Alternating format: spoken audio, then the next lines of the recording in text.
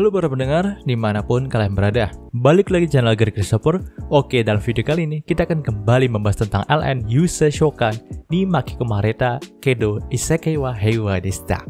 Dalam part sebelumnya, kita sudah mengetahui kalau Kaito itu nggak diundang ke pesta kerajaan Symphonia sama raja atau adik dari Lilia. Tentu, hal itu pun membuat Lilia juga kesel nih. Karena memang nih, Kaito adalah salah satu tamu kehormatannya, tapi kenapa adiknya itu malah tidak mengundang Kaito dalam pesta Symphonia ini? Namun di sini, Luna Maria pun segera menenangkan nyonyanya itu. Lalu ia juga berkata kepada Kaito untuk tidak mempermasalahkan hal ini, karena memang dari awal dia udah tahu kan dan udah bilang kalau si adiknya Lilia ini sangatlah protektif kepada Lilia. Sedangkan sekarang posisinya, Kaito itu tinggal di mansionnya Lilia, maka dari itu mungkin aja sang raja itu cemburu sama Kaito. Jadi hal itulah yang mengakibatkan Kaito tidak diundang dalam pesta itu. Luna Maria juga berkata kalau dia meminta maaf atas ketidaknyamanan ini. Tapi dia berharap kalau Kaito tidak memaksa ikut ke pesta itu. Karena dia punya firasat kalau Kaito ikut ke sana maka akan terjadi hal yang tidak menyenangkan. Ini demi kebaikan Kaito sendiri. Mendengarkan penjelasan itu, Kaito pun memakluminya. Dalam part kali ini, panel cerita pun masih menyorot kepada Kaito. Setelah selesai makan bersama, Kaito pun langsung memutuskan untuk kembali ke kamarnya nih. Dan tak disangka di sana juga sudah ada Kuro yang menunggunya. Ya, kali ini si Kuro itu nggak muncul tiba-tiba aja di hadapan Kaito. Karena memang dari gelagatnya, Kaito tahu kalau Kuro sudah menunggunya untuk selesai makan. Nah, di sini nampaknya Kuro itu bisa melihat kalau Kaito memiliki muka yang sangat lesu. Jadi ia pun tanya kepada Kaito apakah ada masalah yang menimpanya. Di sini, Kaito pun berkata, kalau mungkin ini bukanlah masalah yang besar, tapi nampaknya dia tidak diundang ke pesta kerajaan Symphonia. Lalu ia pun menjelaskan semua detailnya kepada Kuro nih. Setelah mendengarkan cerita dari Kaito, entah kenapa, Kuro itu juga ikut marah teman-teman. Bahkan ia pun mengeluarkan aura menyeramkan dan berkata kalau dia akan membawa sang raja ke sini dalam keadaan setengah mati. Lalu memaksa dia untuk menulis surat undangan kepada Kaito. Tentu Kaito pun langsung menenangkan Kuro nih. Karena memang Kaito merasa kemarahan Kuro ini tidaklah sama seperti kemarahan dari Lilia. Bisa dikatakan, kemarahan Kuro ini akan benar-benar terjadi jika Kaito tidak menghentikannya. Kalau hal itu sampai terjadi ya bisa-bisa si Kaito itu jadi musuh nasionalnya kerajaan Symphonia. Jadi di sini Kaito pun berkata kalau dia juga bukanlah orang yang pantas buat menghadiri acara formal seperti itu. Memang si Kaito itu tertarik dengan makanan mewah yang akan disiapkan di sana, tapi nyatanya Kaito juga gak apa-apa kalau tidak diundang. Mendengarkan hal itu, Kuro pun memakluminya dan setelah beberapa saat, ia pun berkata lagi, kalau nampaknya dia punya ide bagus. Bagaimana kalau mereka melakukan pesta sendiri saja? Di sini Kuro juga mau membuatkan pesta barbeque dengan Kaito. Nah, Kaito pun cukup terkejut dengan ide dari Kuro ini. Pasalnya dia itu tahu kalau Kuro selalu menyatakan ide-ide gila dan gak masuk akal kepada dirinya. Tapi ide Kuro kali ini kelihatannya boleh juga buat dicoba. Namun nih, bagaimana dia itu bisa minta izin kepada Lilia buat pergi? Karena dia juga gak enak kalau izin pergi gitu aja tanpa surat undangan seperti pada umumnya. Mendengarkan hal itu, Kuro pun tersenyum dan berkata kalau Kaito itu gak usah khawatir karena dia akan meminta bantuan dari kenalannya untuk mengirimkan surat undangan makan malam resmi kepada Kaito. Nah, benar aja, keesokan harinya, kediaman dari Lilia itu dikejutkan dengan surat undangan besar untuk Kaito nih. Karena memang nih surat undangan itu berasal dari perusahaan pembuat alat sihir terbesar di dunia ini, yaitu perusahaan Seidik. Tentu, Lilia pun cukup ketar-ketir menerimanya. Pasalnya nih surat undangan itu, katanya nilainya itu bisa setara dengan satu rumah mewah di kerajaan Symphonia. Jadi bagaimana bisa Kaito itu mendapatkan surat undangan dari perusahaan terkenal seperti ini? Di sini Kaito pun hanya bisa tersenyum masam karena nih dia itu tidak menyangka kalau Kuro akan melakukan semua ini kepada dirinya. Ya, nampaknya si Kuro ingin memulihkan nama baik dari Kaito yang gak diundang sama raja deh. Maka dari itu, dia pun membalasnya dengan mengundang Kaito untuk makan malam pakai nama perusahaan terkenal di dunia ini. Ya, ini adalah pembalasan yang cukup baik sih menurut gue. Karena daripada memicu perang, lebih mending kita membuktikannya dengan membuat prestasi. Tentunya makan malam Kaito ini akan lebih dipandang daripada makan malam atau pesta yang diselenggarakan sama kerajaan Symphonia sendiri. Malam harinya, Kaito pun sudah siap dengan baju mewah yang diberikan sama Lilia nih untuk menghadiri undangan dari perusahaan Seidik. Dan ternyata saat itu Kaito juga langsung dijemput sama kereta kuda mewah. Bahkan kuda dari kereta itu yang akan membawa Kaito adalah kuda unicorn hitam, teman-teman. Dikatakan kuda ini merupakan kuda paling mahal dalam isekai tersebut. Setelah memasuki kereta kudanya, Kaito pun langsung melihat catatan dari Kuro dan baju kasual untuk Kaito nih. Dalam surat itu tertulis kalau memang dia menyiapkan baju kasual ini untuk Kaito, karena mereka kan hanya akan mengadakan pesta barbeque saja. Jadi Kaito itu harus mengganti bajunya dengan baju kasual yang sudah disediakan sama Kuro. Setelah itu, Kaito pun langsung dibawa ke sebuah sungai di pinggiran hutan dekat kerajaan Symphonia. Di sanalah dia menemukan Kuro dan beberapa keluarga iblisnya yang sudah menunggu Kaito. Mereka semualah yang akan menjadi teman Kaito dalam pesta barbeque ini dan untuk selamanya. Saat itu ada Ahito si ogre biru, ada Noin si kesatria, ada Razelia si peri, lalu ada Bakus si lich, dan terakhir ada Ain si pelayan. Mereka semua adalah keluarga dari Kuro, dan mereka juga lah yang akan menyiapkan semua bahan makanan buat pesta barbeque hari ini. Terutama si Ain nih. Di sini nampaknya Ain itu adalah kakak tertua di keluarganya Kuro Moina. Walaupun begitu, dia memiliki peran sebagai maid yang akan menyiapkan semua keperluan dari pesta barbeque ini. Selain itu, si Ain juga akan menjadi koki bagi mereka semua pada malam hari ini. Ya, gak disangka kakak perempuan mereka semua ini yang akan melayani mereka. Nah, walaupun memang semua ras yang ada di sini berbeda-beda, tapi nampaknya mereka itu saling akur dan tidak ada yang saling merendahkan. Bahkan mereka juga sama sekali tidak merendahkan Kaito yang merupakan sosok manusia sendiri di sana. Ya, nampaknya Kuro memang sudah meminta mereka untuk berteman baik dengan Kaito nih, karena si Kaito juga sudah dianggap keluarga sama Kuro. Di sana Kaito pun bisa merasakan kehangatan yang selama ini hilang dalam hidupnya. Dimana memang saat itu si Ahito juga nampaknya akrab banget sama Kaito nih. Bahkan Ahito si ogre ini juga sampai bersimpati sama Kaito karena si Kaito ini kan tiba-tiba aja diteleportasikan ke kerajaan Symphonia. Namun di sini Kaito pun berkata kalau hal itu nggak terlalu masalah bagi dirinya. Sebab bagaimanapun juga dalam isekai ini, dia berharap untuk menemukan tujuan hidupnya yang selama ini belum ditemukan dalam dunia aslinya. Nah, saat itu Kaito juga mengetahui kalau si Noin ini adalah mantan orang yang berasal dari Jepang, sama seperti dirinya. Noin mengakui kalau memang dirinya adalah manusia Jepang yang berasal dari zaman Taisho. Tapi dia menolak untuk kembali ke Jepang saat dirinya diberikan kesempatan kembali sama kerajaan Symphonia. Nah, dikatakan si Noin juga sudah berinkarnasi sebagai iblis berkat bantuan dari Kuro. Ya, gue punya firasat aja kalau si Noin ini adalah pahlawan yang mengalahkan Raja Iblis, teman-teman. Karena memang Noin ini deket banget sama Kuro, dan hal itu juga sama seperti yang diceritakan sama Lilia dan Luna Maria. Kalau memang pahlawan pertama yang mengalahkan Raja Iblis itu sangat dekat dengan Raja Dunia Bawah atau Underworld sendiri, yaitu Kuro, teman-teman.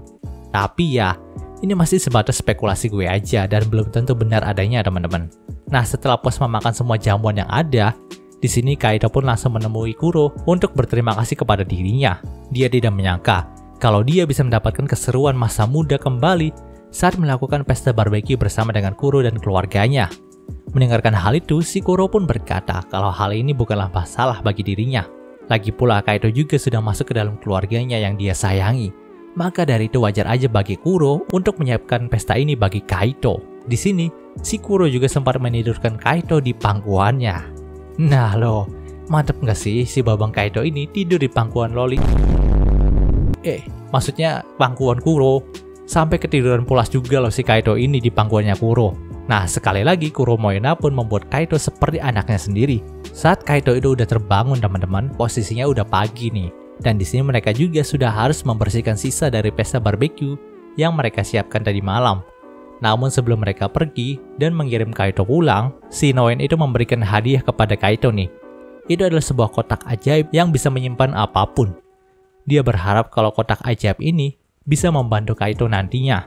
Nah, dia juga memberikan beberapa makanan khas Jepang seperti onigiri dan yang lainnya yang akan tersimpan dalam kotak ajaib itu. Dan untuk mengeluarkan semua benda yang disimpan dalam kotak ajaib itu, Kaito itu cukup membayangkannya saja, maka benda yang akan dibayangkan sama Kaito itu bisa keluar sendiri. Saat itu, Noin juga bertanya kepada Kaito nih, apakah Kaito itu mengetahui cara membuat tahu? Karena memang itu adalah makanan yang dia impikan juga. Saat zaman Noin hidup di Jepang dulu, tahu adalah makanan yang langka, dan tidak semua orang itu tahu cara membuatnya. Maka dari itu dia menanyakannya kepada Kaito nih. Tapi nampaknya Kaito juga tidak tahu cara membuatnya. Justru si Ain lah yang mengerti cara pembuatan tahu setelah Kaito dan Noin memberitahu ciri-ciri fisik dan juga rasa dari tahu itu sendiri, teman-teman. Yah, potensi Ain sebagai seorang koki memanglah tidak terbatas. Tapi nampaknya dia lebih suka jika dirinya itu dianggap sebagai maid dan bukannya seorang koki gitu. Setelah itu Kaito pun langsung naik ke kereta kuda dan hendak untuk kembali ke mesennya Lilia nih.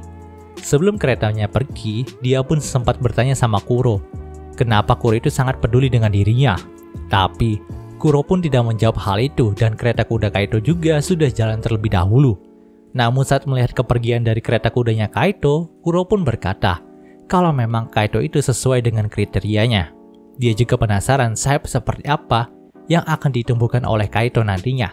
Ya, di sini gue masih belum bisa terlalu mengerti sih, kenapa Kuro itu selalu menggambarkan Kaito sebagai sosok bayi burung yang berpotensi tumbuh menjadi burung yang cantik. Gue juga tambah penasaran nih, dari mana Kuro itu mendapatkan perumpamaan kayak gitu.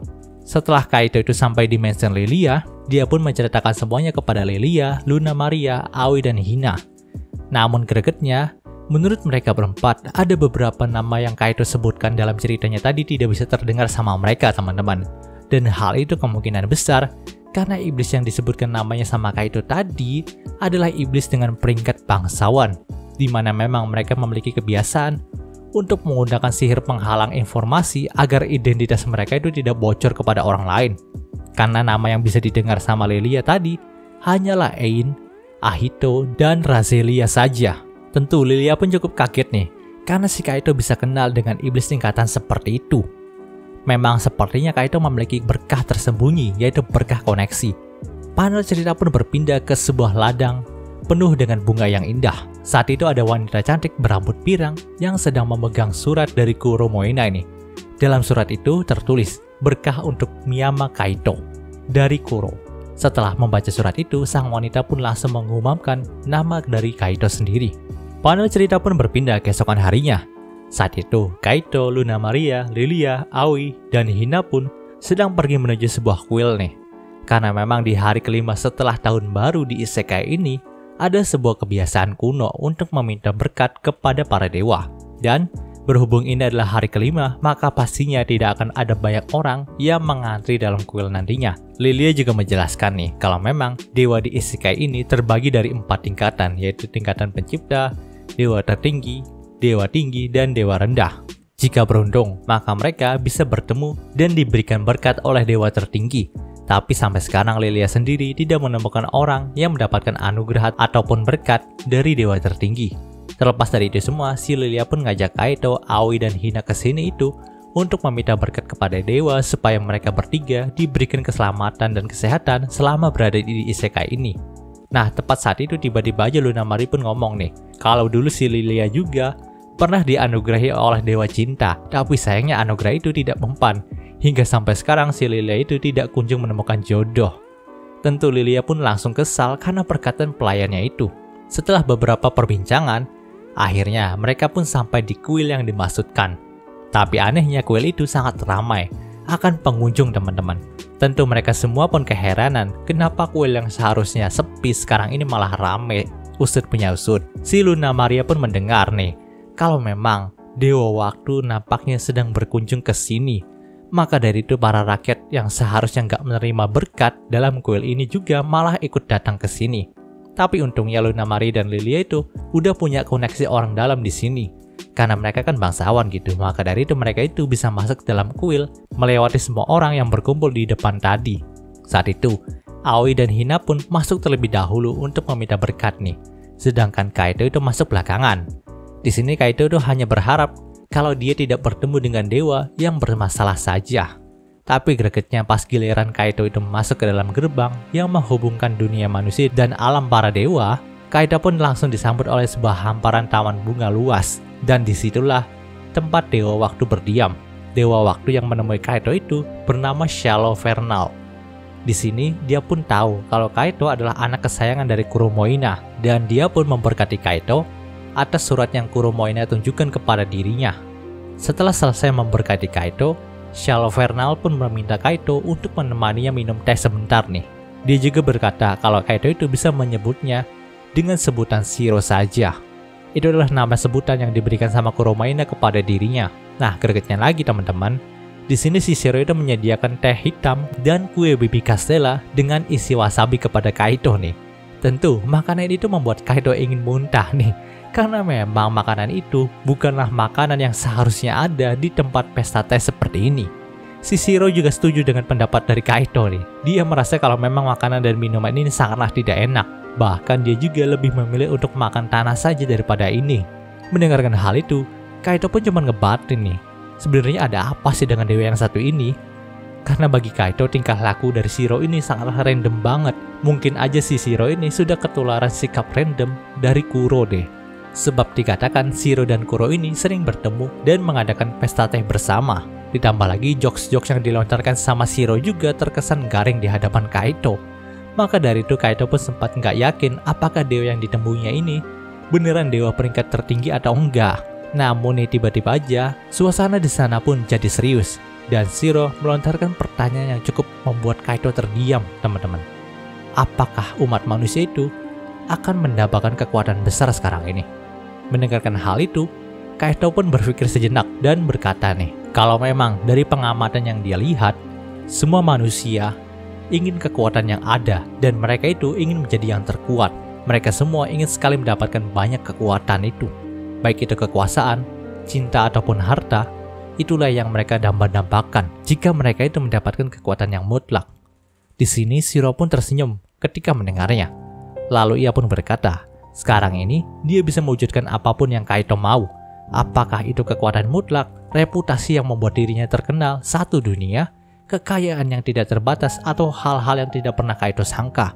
Jadi, apakah yang Kaito inginkan dari dirinya? Dia bisa mengabulkan semua permintaan Kaito sebagai balasan dari jawaban yang tadi. Tentu Kaito pun kembali tertegun ketika mendengarnya. Pikirannya pun berjalan kemana-mana. Ya bagaimana tidak, di hadapannya saat ini ada satu kesempatan untuk mendapatkan hal apapun yang dia mau. Ini adalah kesempatan emas untuk mendapatkan segala yang hilang dari hidupnya. Dia bisa menjadi pahlawan dalam dunia ini, menjadi protagonis yang dikelilingi harem dalam dunia ini. Dia bisa mewujudkan hal itu asalkan dia memintanya kepada Shiro. Jadi apa yang dia tunggu sekarang? Hidupnya bisa berubah kali ini. Hidupnya mungkin tidak akan membosankan kali ini. Tapi tepat pada saat itu, dia juga teringat dengan kata-kata Kuro yang menganggap kalau diri Kaito sekarang ini sudah baik-baik saja. Walaupun Kaito itu belum menemukan tujuan hidupnya, tapi dia bisa mencarinya mulai dari sekarang bersama dengan Kuro. Kuro yakin kalau Kaito itu bisa menemukan sayapnya dan bisa menemukan tujuan hidupnya sendiri dalam petualangan di dunia ini. Jadi, dengan tegas Kaito pun berkata kalau dia tidak meminta apapun dari Shiro. Dia tidak yakin Shiro bisa mengabulkan hal yang dia inginkan. Jadi, Kaito memilih untuk mencari jawaban yang dia inginkan sendiri. Selama 1 tahun dia tinggal dalam isekai ini. Setelah mendengarkan jawaban itu, entah kenapa si Shiro pun diam sejenak nih. Tapi ia pun berkata kalau dia telah salah menilai Kaito nih.